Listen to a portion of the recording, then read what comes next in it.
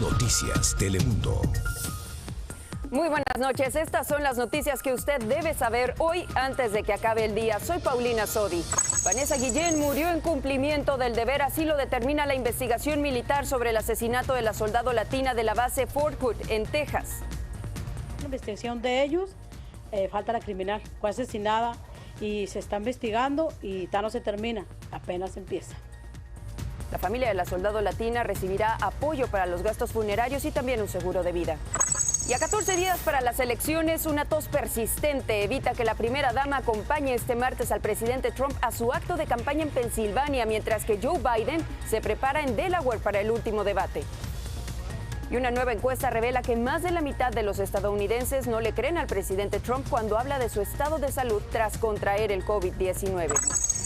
Sin derecho a fianza, el exsecretario de Defensa mexicano Salvador Cienfuegos será trasladado a Nueva York para ser procesado por la misma corte que enjuició a Joaquín El Chapo Guzmán. Y la celebración por el Día de Muertos a sus pies. Una artista mexicana convierte el calzado deportivo en lienzo para plasmar su arte, desde calaveras hasta flores de cempasúchil. Es hecho a mano, todo es original y cada pieza se hace diferente. Esta es una muestra de que a muchos la crisis por la pandemia los ha llevado a descubrir nuevos horizontes. Pero vamos a arrancar con una noticia positiva para una familia agobiada por el dolor. La investigación militar sobre el asesinato de Vanessa Guillén concluyó que murió en cumplimiento del deber. La decisión del ejército implica una compensación para la familia de la soldado latina de la base de Fort Hood en Texas y que falleció hace ya casi 6 meses. Guillén recibirá honores militares y su familia obtendrá ayuda para los gastos funerarios y también un seguro de vida. Más temprano, nuestro compañero Edgar Muñoz pudo conversar en exclusiva con la familia de Vanessa, quienes le compartieron sus sentimientos sobre esta noticia. Se encuentra conmigo la familia, doña Gloria, Mayra, Lupita. Doña Gloria, ¿acabó la investigación del ejército? No, están las 4 investigaciones ahorita, esto es una investigación de ellos, falta la criminal. Mi hija la fue asesinada, claramente vino la señora, ahorita nos dijo, fue asesinada y se está investigando y no se termina, apenas empieza. Bueno, Mayra, ¿qué te dijo la gente, o sea, que vino a hablar con ustedes? Básicamente lo mismo, era más sobre investigar el comando de mi hermana y cómo tuvieron cargo de la situación, que por supuesto no fue nada bien, pero agradezco al nuevo general que está haciendo un esfuerzo para seguir con esto. También habla el ejército que hay una serie de beneficios que pueden cobrar el seguro por la muerte de Vanessa, en fin, otros beneficios. ¿Qué opinan ustedes, Lupita? Bueno, al final del día lo único que queremos es justicia y los beneficios lo debemos que aceptar, es como si fuera la ley, se muere en combate o muere como suicidio, muere que alguien la mató, nos deben quedar los beneficios y al finalmente lo que estamos pidiendo es justicia y que se llegue a la justicia y que se llegue a la verdad. Aún quedan otras investigaciones abiertas sobre el caso de la soldado Guillén, incluyendo una averiguación independiente que realiza el Congreso. Pero también hay novedades en el caso contra Salvador Cienfuegos. Un juez en Los Ángeles decidió que el exsecretario de Defensa mexicano siga detenido sin derecho a fianza. El magistrado aceptó la advertencia de los fiscales que creen que existe un riesgo significativo de que se fugue. El general Cienfuegos será trasladado en los próximos días a Nueva York, donde va a enfrentar el proceso en su contra por narcotráfico y también por lavado de dinero. Escuche, en la misma corte que enjuició a Joaquín El Chapo Guzmán. Pero esta noche conversé con el periodista mexicano Salvador García Soto, quien reveló que habría sido Joaquín El Chapo Guzmán quien delató a Cienfuegos. Le pregunté si en este caso podría ser llamado a testificar un expresidente mexicano y esta fue su respuesta.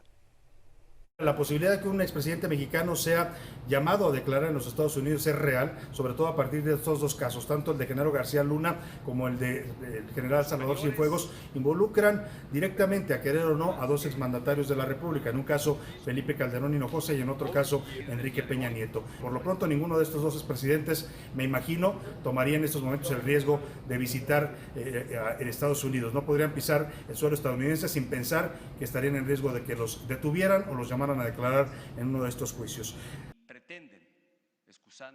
Y también habló sobre si podrían caer más exfuncionarios. Escuche. Acá en México se maneja en las altas esferas del gobierno que sí hay una lista en la que se involucra a otros funcionarios. En el caso del general Salvador Cienfuegos se habla de que otros integrantes del gabinete de Peña Nieto que estuvieron encargados de áreas de seguridad, de áreas políticas, de áreas de migración y de aduanas podrían ser llamados a declarar. Incluso hay quienes afirman que también la Secretaría de Marina podría estar en esta lista que dicen existe sobre el caso vinculado a Salvador Cienfuegos. Hemos dado ejemplo de... Bueno, habrá que esperar para ver cómo avanzan las investigaciones y si es cierto que Joaquín El Chapo Guzmán entregó una lista de funcionarios. Nosotros estaremos informando.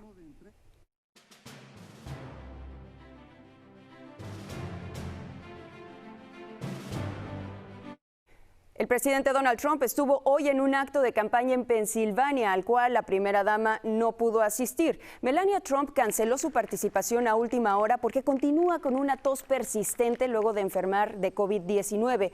La presencia de su esposa en la recta final de la campaña buscaría incentivar el voto de las mujeres hacia Trump.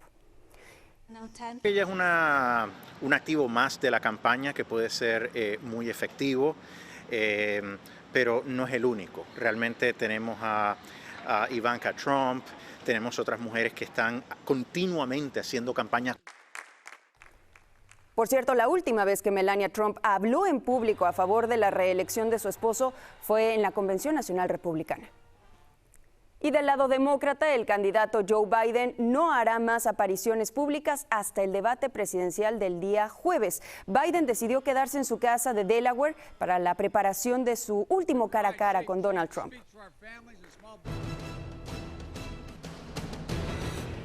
Y precisamente Noticias Telemundo presentará este jueves el programa especial El Último Debate, Trump o Biden. La cita es a las 8 de la noche, 7 Centro, 5 hora del Pacífico. No se lo puede perder.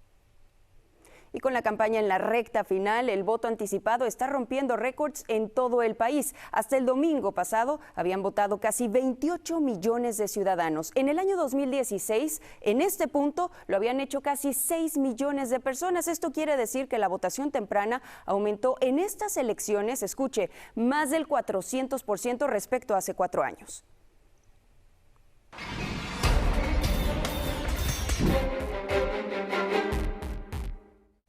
La pandemia mantiene su avance letal en Estados Unidos. Más de 222,000 personas han perdido la vida por el COVID-19 y se han registrado más de 8,309,000 contagios. Los repuntes abarcan casi todo el país, con los casos subiendo en al menos 40 estados. Y el impacto de esta pandemia es todavía mucho más profundo. Este año se han registrado en el país casi 300,000 muertes, por encima de las tendencias anuales. Según un reporte de los Centros para el Control y Prevención de Enfermedades, este incremento responde a la crisis del COVID-19. Y es que por lo general, hasta esta época del año se registraban menos de 2 millones de fallecimientos en el país, pero en este 2020 la cifra roza los 2,200,000, lo que implica un aumento de más del 14%. Y mientras la pandemia empeora, los demócratas y la administración Trump siguen negociando un nuevo paquete de estímulo económico. Hoy se vencía el plazo de 48 horas que dio la presidenta de la Cámara de Representantes, Nancy Pelosi, para unificar propuestas antes de las elecciones. Pero la propia Pelosi anunció que mañana seguirán las conversaciones con el secretario del Tesoro, Steve Mnuchin. Mire, un nuevo estudio revela cómo los trabajadores latinos en la industria de la alimentación figuran entre los grupos más golpeados por el coronavirus. Carla Amezola nos acompaña para darnos más detalles. Carla, muy buenas noches, bienvenida. ¿Qué tal, Paulina? Muy buenas noches, muchas gracias. Bueno, pues a lo largo de lo que llevamos con la pandemia, trabajadores hispanos han sufrido las peores consecuencias del COVID-19 porque no han parado sus labores y estas requieren que estén presentes. El nuevo estudio hecho por las autoridades de salud destaca que latinos que trabajan empacando y recogiendo alimentos han salido contagiados de manera desproporcional en comparación con otros grupos. Yo contraje el COVID por medio de mis compañeros porque convivíamos en una sola cafetería como 200 a 300 personas a la vez. Aida es una de miles de trabajadores hispanos que han contraído el COVID-19 mientras trabajaba en una planta procesadora de carnes. Este grupo ha sido uno de los más afectados por la pandemia, por encima incluso de otras minorías en el país. Un estudio dirigido por los Centros para el Control y la Prevención de Enfermedades apunta que casi el 73% de los trabajadores en plantas de carne y pollo, trabajadores agrícolas diagnosticados con el virus, son latinos, pese a que los hispanos representan solo el 37% del personal en estos lugares de trabajo. No nos podemos dar el lujo de estar en casa. Hay personas que duraron hasta 3 meses fuera. Este grupo ocupa los trabajos donde hay más riesgo de contagio y tienen poco acceso a la salud, según los expertos. Eso es una crisis de salud pública que se merece, de nuevo, que estas ayudas federales sean accesibles a personas que son indocumentadas. Están alimentando a todo el país. Varias plantas procesadoras de carne en el país cerraron sus puertas por contagios masivos, afectando además la cadena de distribución y el bolsillo de los consumidores. Algunas veces faltan productos porque no llegan aquí al centro comercial, como los quesos, los jamones, baja la producción. En California han dado un paso adelante. Los trabajadores del campo considerados esenciales que llevan la comida a millones de familias ahora tendrán más protecciones con un paquete de ayuda del gobierno local, mediante el cual podrán recibir compensación en caso de enfermar de coronavirus. Carla Mesola, Noticias Telemundo. Y según una encuesta realizada por SurveyMonkey, 52% de los adultos en los Estados Unidos dicen que no confían en lo que el presidente Donald Trump ha dicho sobre su salud desde que dio positivo a COVID-19 el pasado 2 de octubre. Pero hay un 38% de estos adultos que sí confía en él. Hay que recordar que el presidente dio la noticia de su contagio el pasado 2 de octubre y 10 días después, el 12 de octubre, el doctor Condi dijo que el mandatario dio negativo al virus los días siguientes y que no representaba riesgo de contagio, pero ni el presidente ni nadie de su entorno, incluida la Casa Blanca, han dicho cuándo Donald Trump dio negativo por última vez antes del anuncio de su contagio. Incluso la semana pasada, cuando al presidente se le pidió durante el Town Hall que revelara la última vez que dio negativo a COVID-19, esto fue lo que respondió. I don't know. I don't even remember. I test all the time, but I can tell you this. After the debate, like I guess a day or so, I think it was Thursday evening, maybe even late Thursday evening, I tested positive. Esta polémica surge porque Donald Trump y Joe Biden debieron informar a la Comisión de Debates Presidenciales que dieron negativo a COVID-19 antes del encuentro del 29 de septiembre. Este jueves se va a llevar a cabo el último debate presidencial y según las reglas, ambos deben informar los resultados de sus pruebas, las cuales por supuesto deben de ser negativas. Le cuento que unos 545 niños migrantes que fueron separados de sus padres por la administración Trump todavía no han sido reubicados con sus familias. Según la Unión Estadounidense de Libertades Civiles, los abogados designados por la justicia aún no han podido ubicar a los padres de estos menores separados por la política de tolerancia cero en el año 2018. Y según la organización, 2 de cada 3 de estos padres fueron deportados a Centroamérica sin sus hijos. En otro tema, Google, el gigante tecnológico, está siendo demandado por prácticas monopólicas. El Departamento de Justicia lo está acusando de abusar de su posición predominante en el mercado de los buscadores y de la publicidad en Internet. Google calificó de errónea la demanda y asegura que las personas lo usan porque así lo deciden y no porque se vean obligadas. Vayamos ahora a México porque fueron canceladas las misas y los homenajes a la Virgen de Guadalupe en la Basílica de la Ciudad de México.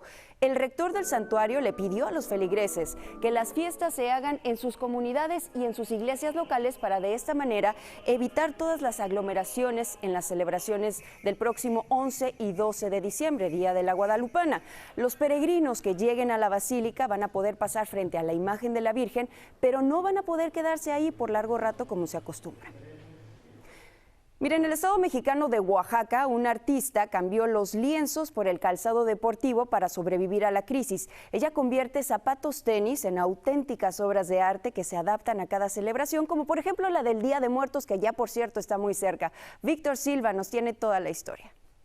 Es hecho a mano, todo es original y cada pieza se hace diferente. Señoras calaveras ataviadas con vestidos y sombreros de gala, en medio de flores de cempasúchil, decoran los bordes del calzado deportivo que se ha convertido en el nuevo lienzo de Doris. Tengo una hija que le encantan los tenis, de repente surgió la idea, mamá, píntame unos tenis. Cada línea y color plasmado en estos tenis representa la lucha de Doris por sobreponerse a la crisis. Con los museos y las galerías cerradas, la artista plástica dejó de momento la pintura en gran formato para convertir calzado en verdaderas obras de arte. El artista no puede dejar de estar creando, necesita estar pintando siempre.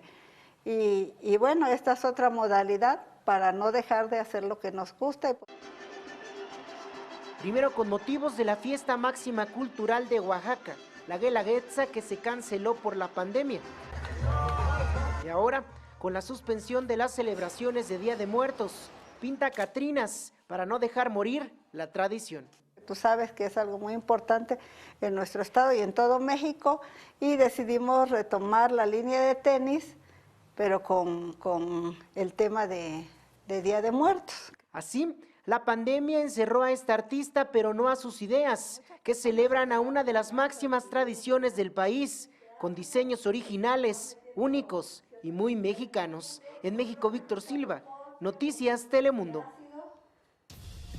Vamos a hacer una muy breve pausa. Al regresar dio inicio la Serie Mundial con un emotivo homenaje para todos aquellos que luchan contra el coronavirus. Ya volvemos, no le cambie.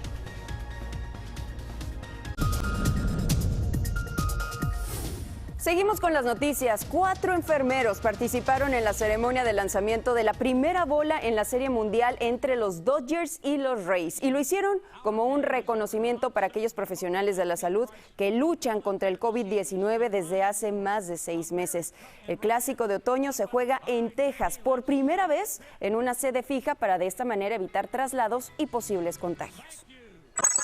Los parques temáticos en California van a permanecer cerrados indefinidamente, esto debido a las restricciones anunciadas por el gobernador del estado. Esto significa, por supuesto, una devastación económica y según los operadores de parques como Universal y Disneyland, que piden poder operar como sus sedes lo operan en otras partes del mundo que están abiertas y trabajan a una capacidad del 25%. Y en otro tema, el Papa Francisco apareció por primera vez con mascarilla en un evento público durante un servicio ecuménico realizado el día de hoy en Roma. El sumo pontífice usó cubrebocas en la ceremonia de oración junto a otras confesiones cristianas en la Basílica de Santa María. Esto como parte de un evento interreligioso para pedir por la paz mundial y las víctimas de la pandemia. Hasta el momento no se había visto al Santo Padre con mascarilla en público, a pesar que tanto el Vaticano como en Italia es obligatorio usarlas. Al regresar de la pausa, una sonda de la NASA se posa sobre un asteroide a millones de kilómetros de distancia de la Tierra. Las imágenes en minutos.